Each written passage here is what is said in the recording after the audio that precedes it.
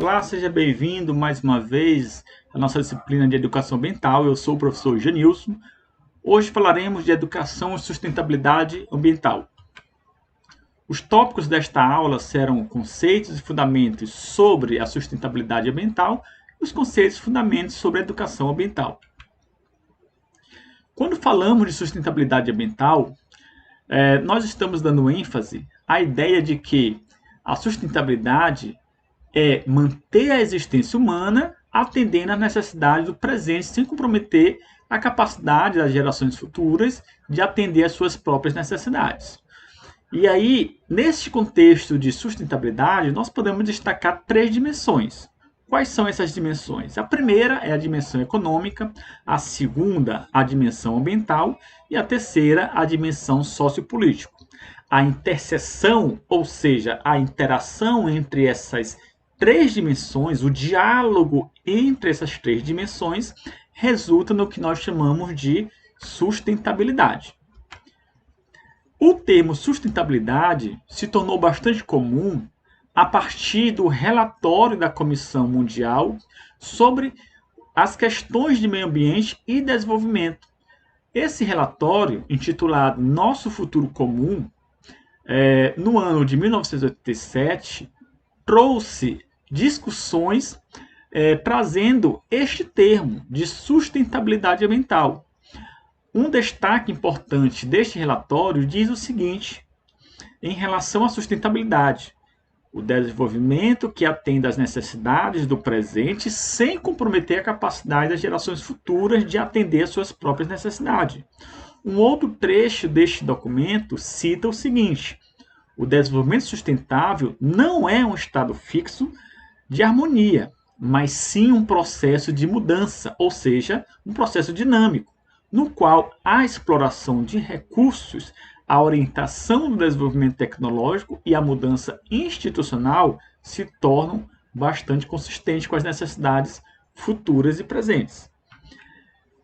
Em relação aos tipos de visões associados à sustentabilidade ambiental, as visões no campo da ética, nós podemos destacar a ética fronteiriça e a ética sustentável. Não tem como a gente falar de sustentabilidade sem deixar de envolver as discussões éticas. A ética fronteiriça, ela consiste na visão de que a Terra possui recursos ilimitados e que quando esses recursos de uma área se esgotam, podem ser encontrados em outras regiões ou substituídos por inovações humanas. Enquanto a ética sustentável vai dizer que, em relação aos recursos existentes, esses recursos ele trata como se fossem limitados, pressupondo que os humanos devem usar esses recursos, portanto, de maneira mais racional, de modo a garantir um melhor futuro.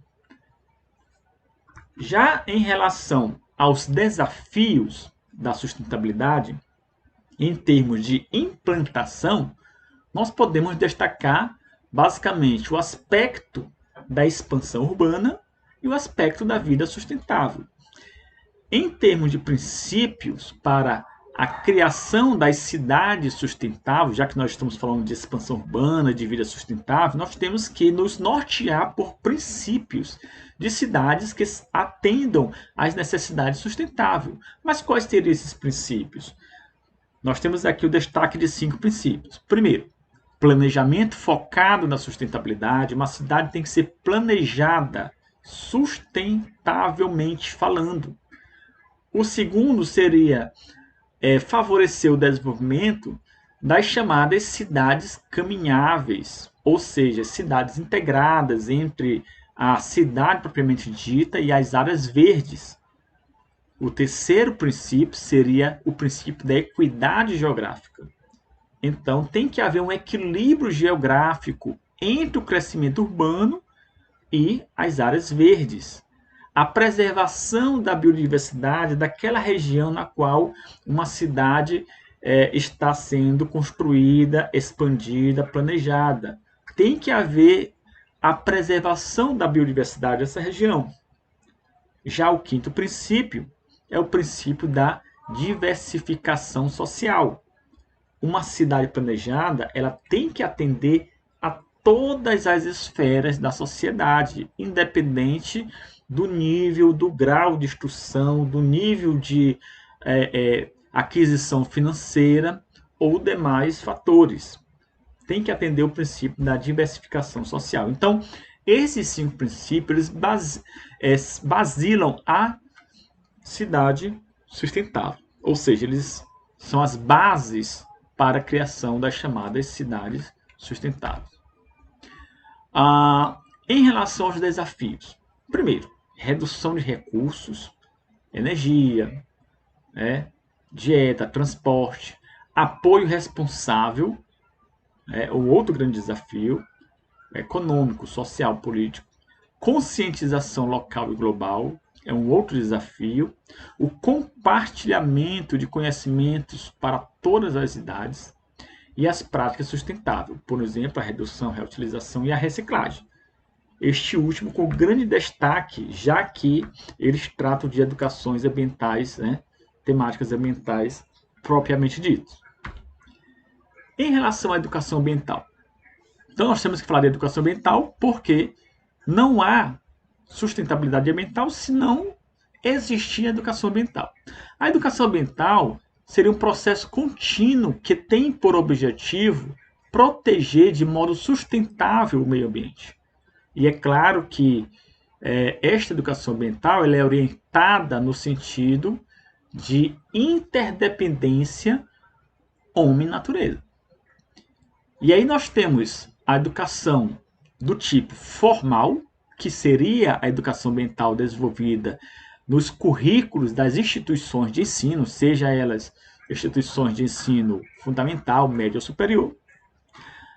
Nós temos a educação ambiental não formal, que seria aquela educação realizada fora da academia, ou seja, fora das instituições de ensino, porém, em comunidades e organização que tem por finalidade discutir as questões ambientais. E nós temos a educação ambiental informal. Surge no dia a dia, na interação entre pessoas, por meio de mídias, culturas, e demais interações sociais. Então nós temos essas 3 formas de educação ambiental: a formal, não formal e a informal. Em relação às características da educação ambiental, nós podemos destacar a interdisciplinaridade. A educação ambiental ela não é uma temática isolada. Ela está ali diluída, difusa em diversas outras áreas. Por isso, ela tem um caráter interdisciplinar. A globalidade. Não existe uma educação ambiental de um modo isolado. A educação ambiental ela tem que ter o aspecto global. A ação transformadora. Não adianta nós aprendermos os conceitos e fundamentos da educação ambiental se estes conceitos, se estes fundamentos não tiverem um viés transformador da nossa realidade. O pensamento crítico é uma outra característica importante da educação ambiental, uma vez que é neste pensamento crítico que nós vamos discutir as questões prementes da nossa sociedade. O foco na conservação. Não adianta discutirmos educação ambiental se não focarmos na centralidade do problema, que é a conservação. E aí nós temos agora o destaque das políticas dos 3S, que tem por objetivo discutir essas questões ambientais, de educação ambiental. A política dos 3S consiste em uma prática central na educação ambiental e na gestão de resíduos, derivada das discussões globais sobre a sustentabilidade. Algumas considerações finais sobre a educação ambiental. A relação entre a educação ambiental e a sustentabilidade ambiental. Nós mostramos alguns conceitos de sustentabilidade, algumas características. Discutimos os conceitos de educação ambiental e algumas características. Agora nós precisamos entender como que há essa inter-relação entre a educação ambiental e sustentabilidade ambiental. E aí nós trouxemos aqui uma pequena descrição que diz o seguinte: a educação ambiental fundamentada em princípios como os 3 R's e a justiça ambiental é uma ferramenta indispensável para transformar a relação entre a sociedade e o meio ambiente. Então veja que o texto destaca a educação ambiental como ferramenta de transformação e que, portanto, por meio desta é possível o exercício da sustentabilidade ambiental. Por meio da conscientização, legislação e práticas sustentáveis, a educação ambiental, prepara indivíduos e comunidades para enfrentar os desafios socioambientais de maneira ética e responsável. Então, a educação ambiental ela é muito importante porque uma vez que com a educação ambiental é possível o exercício da sustentabilidade ambiental. Então, estas são nossas referências e desejamos bons estudos a todos.